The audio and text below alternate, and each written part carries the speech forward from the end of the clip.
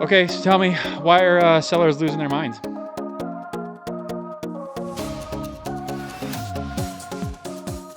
I'm watching massive stuff come on the market, which I love. That's spring. That's cool. Yep. Are you seeing that?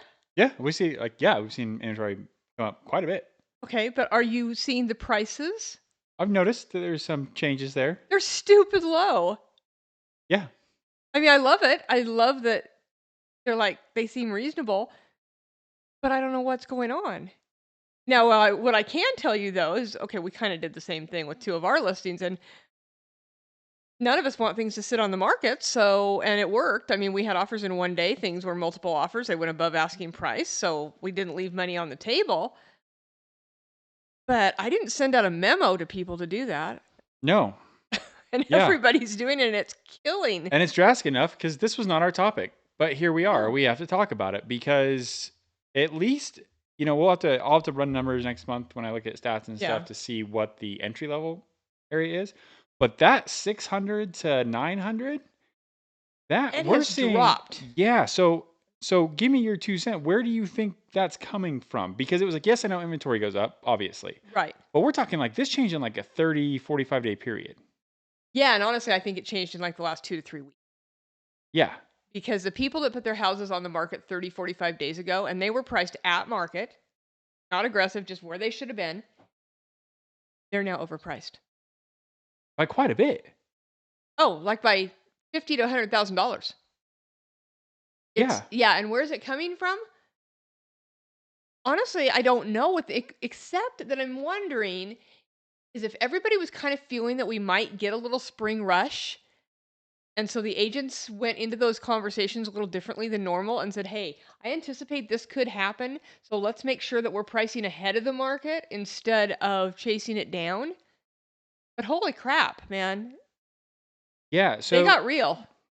so I almost wonder. So typically when we haven't had this in absolutely forever, but when our days on market start to approach 60, right, which we're well on our way, Right. it does become a timing thing for sellers, right? When you get your house ready, a month to get your house ready, and then you go on the market, and you're only planning on being on the market for 10 to 30 days. Yeah. Because in the last 5 to 7 years, That's been the case. you've got an emotional brainwash going on Yeah. and you think, "Oh, it's normal if it's like selling a gallon of milk. I put it on the shelf and it sells Right. because otherwise it's going to expire in a week." Right. It's like, okay, reality check, people. That's not how selling the biggest thing that you'll ever buy in your life is supposed to go. Yeah, and I think too is as an agent, if you have a client who is like they've got a timeline, and if they're pretty open to where they need to price to meet that timeline, I think that might be where some of this price adjustment's coming because it's like, okay, we want to be done in 30 days. Yeah. Yeah. And you've always, and I always throw this out there, and I know it doesn't apply to everybody, but the school thing is always a big deal. Yeah, And and I think that's going to, here's what's weird school gets out in a week here. We're already seeing this. What's going to happen when that school bump happens? yeah, I think it's almost like we're just seeing like that first wave of it, those people that plan a little bit before school's out. I'm going to get ahead of the rush. Yeah. And but I mean, we're seeing stuff that was priced, just for example, things that were priced at like let's say 830, right? It's like just down the street now all of a sudden something comes on that's similarly priced or similarly spec wise, but is like 780. Oh, yeah. We just watched this happen. Yeah. Yeah, and now that one did turn out to be kind of a unicorn situation. Investor needed to get rid of this house, da da da. Da. But regardless of why it happened, it did happen, and now it has like set the precedent for that neighborhood and just fouled that 830 or 840 listing. Yeah, and now we're seeing more come on that's doing following that same kind of trend. And now it's a comp. Yeah, that's a comp now, and also as these inventory like shoots up, they're looking at the most recent stuff, and that was one of them. And so that whole neighborhood now has kind of hit a bump because of the one house. Yeah, so we're hoping. I mean, sellers are obviously hoping that's going to be a one-off, and the appraisers will see it for what it is and drop it. Yeah. But who knows? Yeah, and I think so we've talked about this before, but I think what we're seeing right now too is we know that homes priced well were selling quickly, and homes that weren't quite priced well, not necessarily that overpriced, just slightly overpriced, were sitting. I even feel like if you well, and again, it's the houses that a month ago were at market, Yeah, and now yeah, what I'm thinking is like I think there's like this sense that if you don't almost undershoot the market a little bit, you're gonna sit. yeah, And I'm wondering if that's playing a factor into this I think because so. I don't think even the price is coming down a little bit. I mean, there's still phenomenal prices for sellers, and they're Oh, still yeah. high for buyers. I mean, they still are high. Yeah. Um, but it's really interesting to watch how fine that line is between overpriced, at market, undervalued. Yeah, because let's say you take 2 houses that are in the same neighborhood, same street, right down the street from each other, very similar, I mean, square footage is right on, whatever. And they're both in maybe one's in a little more perfect shape than the other one, but they're both in excellent shape. They both have the same parameters, and one's $90,000 more. Maybe it doesn't sit on the same perfect lot that this one does, but you think that buyer is going to say, "You know what? For 90,000 bucks, I'm good across the street." Yeah, and in a lot of these neighborhoods, just like this is in most areas in the country, like if you're in a subdivision and you find another one in that same subdivision, it's probably kind of like for like, right? Yeah. So, and if you can save 90 grand and it's like, oh, maybe the garage needs painted, or, I mean, something small, because for where we're seeing it's in fairly newer homes, Oh, yeah, not these are brand new, but no, newer but these homes, are all houses that were built in, like, 17. 2017? Yeah. Yeah, and it's interesting. So they're just starting to have some little things that could need some upkeep, but nothing major. And so when you see like a $90,000 price difference, I mean, if it's my money, I'm keeping my 90 grand I'm because here's yeah, the thing, a house built in 2017, it's already got granite, it's already got LVP, it's already got those things. You're not ripping out carpet and ripping out laminate countertops. no, like these houses are all very, very similar. I do feel like there's almost this urgency to not want to have that. I mean, like 60 days on market, we know is fairly balanced market, right? That's kind of what 60 days on market is at. I think it's almost like people are afraid of like having to be on the market for 90 days, I'm kind of afraid of having my sellers on the market for 90 days. but not that long ago. And I mean, like 8 years ago, that would have Oh. been totally normal. Oh, yeah, 120 days on market was yeah. Yeah. We weren't even having conversations with sellers about making any kind of whether it be cosmetic adjustments or we're not having those conversations until they've been on the market at least 90 days with no showings. Right. And I think we've gotten used to having those conversations now at the 20-day mark. Oh, yeah. I mean, in some markets in the last few years, the 10-day mark. Yeah, and That was during that's craziness. that's panic mode. But I think what you can look at now, I think this is a real telltale sign of whether you're priced right or maybe where things are going. Put a house on the market, it's been out there 10, 15 days, you're getting 2 to 3 showings, 4 showings a week, whatever that looks like, and then all of a sudden you're getting nothing. Yeah. That tells me if the house is in great shape, if there's anything wrong with it, it's nothing you can change anyway.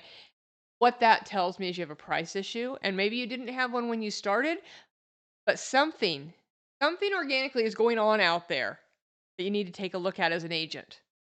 Yeah. Because you've got to be able to go to your sellers and explain to them what's changing, what's shifting.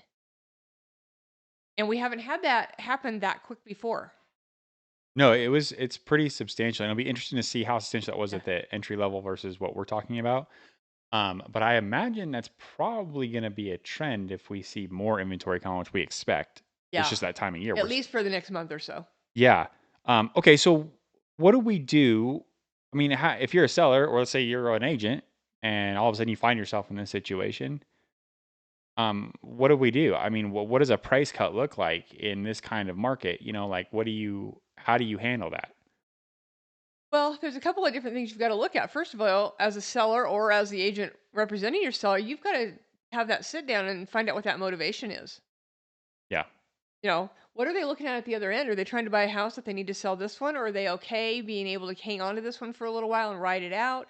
Do they meet halfway and say, well, I don't want to be sitting in here in December, but I'd like to be out of here by July? What's that look like? And honestly, those, You see a lot of agents will do those little tiny teaser price drops, 5,000, 10,000, whatever. Honestly, they don't do any good, in my opinion. I don't No. know what you think. No, I mean, it depends on exactly how much you're getting beat out by. Like if you can see direct data that's like, okay, we're overpriced Yeah. based on what's out there, you kind of got to look at that, and you've got to you got two options. You either got to be able to look at it and look at where things are going now and be willing to go there, Hmm? or you need to get off the market and out of it. I agree. Because the little like you just said, the little 5, 10, yes, it repopulates it on Zillow and all these other Yeah. websites, but it's not if you're not matching or beating Yeah, you're your chasing it. competition. We just had you said something great this morning, and that was what's the value proposition of the house? Yeah. Right? Like it's just like anything. If you go buy a car, I mean, if you go buy groceries and the same cereal is $2 cheaper over here than it is over here, and it's basically the same stuff. It's kind of like store brand versus like the name brand, Name right? brand, right. If you don't really mind and you're not that picky, which let's be honest, most buyers aren't. No. If the two things are the same, they're going to go with the cheaper option. Right. So you have to be very objective as a seller and just be like, you know what? I'm willing to go here. We need to go Yeah. here. And as an agent, you need to look at that and really, Well, and as an agent, I think you have to be able to try and figure out, like we're doing right now, what's going on, why is it going on, and how long can we anticipate? Now, just like the weatherman, I'm not a weatherman. I can't tell you what's going to happen next week. And I didn't predict this. no, I didn't predict the sharpness that it came with. Like No, that not was that fast. I mean, because shifts happen fast, but they're coming. This isn't a shift I saw coming. well, no. And what's weird about this one is it's not like anything externally changed except for inventory. But this one happened so fast that it's like Yeah. inventory barely changed, and Rates then didn't do anything. rates haven't done anything. It's not like we got bad economic news that would affect the real estate world. Obviously, outside of just normal economic Yeah, but news, I mean, but it like, wasn't somebody that said, "Oh gosh, this is going to happen. You better buy now because rates are going to go up to 12%." yeah, I there. mean, nothing weird. This is kind of what I like. I would put it this way: this is the reaction I expected when interest rates spiked, Yeah, and it didn't happen. and it didn't happen. And this time, none of that's happening, and we're seeing the thing. Now, I get it. There's competition, and I think, like we talked about earlier, I think there's a lot of agents that are seeing the days climbing, sellers seeing days climbing. You're trying to plan your life. They're anticipating going into summer. I think that I mean, if I had to guess on any one reason, and it's just a gray sky reason, they're anticipating a summer rush, and I don't know why they think there's going to be this huge summer rush because nothing is saying that we should be having one. Unless people have just decided this is where interest rates are going to land, which I truly believe, and we're just going to have to accept it. Yeah, yeah, and I think too. This also might be kind of a knee jerk to inventory levels. See? Um, got to remember most of your agents. And I can't remember the number off the top of my head, but most of your agents are like within like the last 7, 8 years have joined the real estate world. Right. They haven't seen a market with high days on market. That hasn't been a part of their world. No, that or high rates, Right. which So, these aren't really high rates. but prices are high, which makes the rate really Really dangerous. high. Yeah. Yeah. It's like the conversation I always have with people all the time. Well, we had 18% interest rate. I was like, yes, but a house was only 80 grand. Do the Yeah. math. It doesn't work out. My parents bought their first house for $16,000 and it was a custom build. Yeah, I'm like, I'll take 18% on 80 grand all day long versus 6% on 500. Yeah. Like all day long. Yeah. So but I also think there's just that timing that like we're used to things going fast. Agents don't want to see homes sit out there.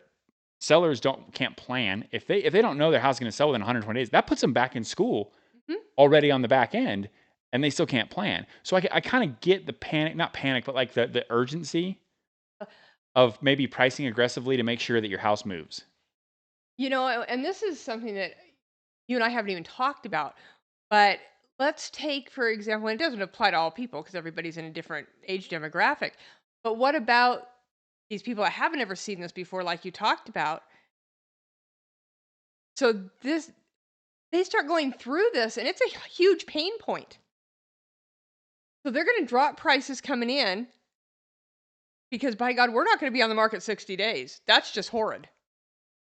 Yeah, it's a whole new way of looking at it if you've never seen that I before. mean, maybe we never end up going back to a market where things sit on the market for 6 months. No, and like when I got in real estate, and I was back in 2015, it was, I mean, market was moving. Mhm. But we were still in what I would say we're just getting out of true recovery. Like recovery really started happening 13, 14, 15. I felt like Yeah. we were just starting to like see light at the end of the tunnel. That like we weren't the real estate was looking strong again. We And felt like we might see normal again. yeah, and but 120 days. I mean, we'd have listings for 6 months. Yeah. That was normal. I mean, it was what it was. But everybody was kind of used to that coming out of '08, and real estate was tough to sell, and it wasn't easy. So everybody had that mindset. But now we've been in this like rush for so many years that it's like it almost looks like 60 days looks like catastrophic. It's panic. Yeah, and it's not. It's really not. I mean, normal balanced market is 60 days. That means it's equal for buyers and sellers, which is what we've talked about several times. Is the negotiating power that sellers and buyers both I'm have. loving it. I'm absolutely loving it because it's fun again. No, it is maybe not for them, but for me, it's fun. It's all about me. Um, and I've said this before. It's more of a balanced playing field, and I really do believe that over the last few years, that buyers have had to lose and sellers win. And it was But the it was the only way only it way they worked. could get a house. And now, I don't think that's true. Sellers aren't losing. Yes, prices are down. They're still doing very well. But buyers have some room to negotiate, so they feel like they got a little win maybe because somebody paid $2,000 in closing costs for them. Yeah, the perfect example I would use is like let's just take a house that like let's say okay, so you have buyer here and seller here, right? Buyer is basically like, okay, I need help with closing costs, but the market's strong enough that he knows he can't undercut the seller and ask for closing costs, which is great for a seller, Yeah, right? So the buyer has to come up with something to incentivize the seller yeah. to offer those So closing, yeah, so we're gonna add it to the price maybe, or we're gonna do some way of or they're going to ask for half or whatever it is. whatever that looks like. And that's not crazy now. And the seller's not sitting there going, oh, well, if I don't take this offer, I'm never going to get another one. Right. So So they we're can not seeing it negotiate back. right. And so we're kind of meeting in the middle on some of these things. So to me, that feels like a balanced market. Our days on market says that we're still technically in a seller's market, but I think because, like we've said multiple times, it's been so one-sided for so long. 40 days on market, 45 days on market feels like a balanced market. I'm seeing both buyers and sellers hold their breath when counters go back and forth now. Yeah. And I love that because before it was like, well, they'll sign it or they won't. Next. Or oh my God, are they going to sign it? Are they not going to sign it? Do we dare counter? Maybe we shouldn't counter. Maybe we should give them our dog too. I mean, you just, and now both sides are like, oh, I wonder if we're going to sign it. What are we going to do? Yeah. Yeah, And and that's good. That is good. It means you've got strong, even negotiations going on. well, like the conversation we have with our buyers and our sellers, it's like, okay, so we're going to counter them. Even our buyers and sellers, like, what do you think about countering them here? And normally, when a market is extreme one way or the other, we're like, boom, this is what you got to do. Yeah. Now I'm When it gets like, a balance, we as realtors, we sit back and we go, okay, what we have to go, okay, what's our seller's motivation that we know? What's something about the seller that we know or the buyer that we know? Okay, we may not know anything, but sometimes we do. We go, okay, well, we know they love the house, right? They're probably not going to nitpick you over, if the fridge is included. right. But that may be something sellers like, they might be freaking out about that and thinking that's a big deal, and it's really not.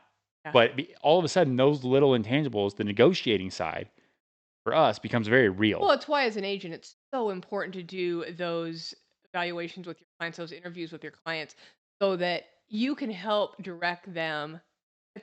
Ultimately, it's their decision. All we can do is give them the facts, but we can help guide them down the path that they ultimately wanted to go down.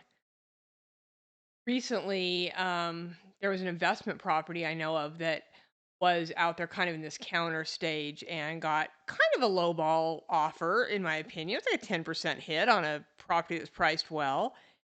And, buyers trying to do a 1031 exchange. So the clock is ticking. They've only got so many days, 45 days, whatever it is, to name their property. And they're already at day 30.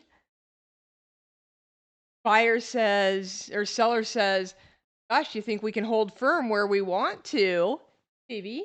Oh, nice kisses. Thank you. Because we know that he's coming up against his deadline. Right. Yeah, let's give it a try because seller knows another offer will come down the pike at some point. And by God, we pulled their bluff and they were like, well, we're running out of time. We better take it. Yeah, we got it. And that was knowing that the seller is okay. It hasn't been on the market that long, 30 some days, and buyer is running out of time, and there's not a lot of investment properties out there to buy. Right. So yeah. So having an agent that understands that and can negotiate that, and also an agent that will tell you when you as because it happens, and it's not anybody's fault. It's just like when a buyer is being a little bit unreasonable with something or a seller, you should have an agent that questions your motivations and questions what you're doing. Yeah, Because if they're not, that means they're not asking tough questions. They're just saying, do whatever you want. At the end of the day, you get to do whatever you want, yeah, but you want that person that's on your side that's like, okay, that's not going to go well yeah, in this market, yeah. or that's not going to go well in this Yeah. deal. Well, remember our conversation when we first listed this or when we first started looking for homes? It was really important to you that you be in a house by the time school starts. Yeah. Is that $2,000? Oh, look, hello, Okay. Bentley. Hey, but yeah, I know, I know. You gotta get down, but That conversation is that $2,000 worth having to potentially have your kid change schools because you have to start in the wrong school district? right. Yeah. All Yep. of a sudden, the emotional side starts coming back in and the logistical side kicks in and says, "Oh, you're right. That's not worth it." Yeah, I think too, like as negotiations get tighter and tighter too, as a buyer or a seller, you just really need to go back to your fundamental motivations of why you're doing what you're doing, Yep. and is what you're countering or like I call arguing about Right. um, worth the fight for you? And it might be, and that's A okay. lot of times it Yeah, is. it might be, and I'm not saying that every buyer out there is just being too greedy. No, but just really fundamentally look at what your motivation was in doing this in the first place, and does this squabble over new carpet or whatever an inspection of this or that. Is this just your feelers getting hurt or you just wanna win? Right, and that happens a lot. Yeah. And just go back to that fun. And if your agent's good, they should be like, hey, remember why we're doing this. This was the end goal, right? Get your kids into this school, get into this neighborhood, be in this part of town, whatever it was. Bentley says be close to the dog park. Yes, be super close to the dog park. Yeah, absolutely. So just remember that when you go back, and make sure that you understand that he's going to unplug a mic. Survived another one. So yeah, just go back to those original motivations and make sure that's still in alignment with what you're trying to Yeah, counter or try to figure out because things change. So massively. it's very important that if things seem to be a little bit wonky with your buyer or your seller, that you go back and have that conversation. Did something change that I'm not aware of? Yeah. Because it's very possible it may have. Yeah, absolutely. So, Yeah, and I think as we go through this, just make sure you're looking at the right things and the right reasons, and make sure you got an agent that's asking the right questions. But I think we're getting a little bit of panic with the aggressiveness, and I think it has to do with days on market. Personally, I think from the seller side and from the agent side, we're seeing a little bit of like, if we don't price aggressively, we sit on the market too long. I don't know, but all I can tell you is I've got some seller conversations I'm gonna have to have. Yep, yep, we So, do. But that's okay. yeah, That's what we're hired to do. it's all good. So, all right, well, we can beat prices into the ground as long as we want, but I just wanted everybody to know that since we talked to you last, Things have changed. we've done a 180. Yep. So as always, guys, we're going to jump into stats after this. I'll give you kind of the rundown on just kind of the national stats. We'll see if maybe that is lining up with what I'm seeing. It probably won't till I was next gonna say, I don't month. think we're gonna know till I next month. probably won't know till next month. But if I see anything in there, I will definitely mention it and say, hey, this is what we were talking about. Or, hey, this is totally opposite of what we thought was happening. But that's why we look at the numbers. All So, right, onward and upward. all right. Thanks for joining me. All right, take care. Bye.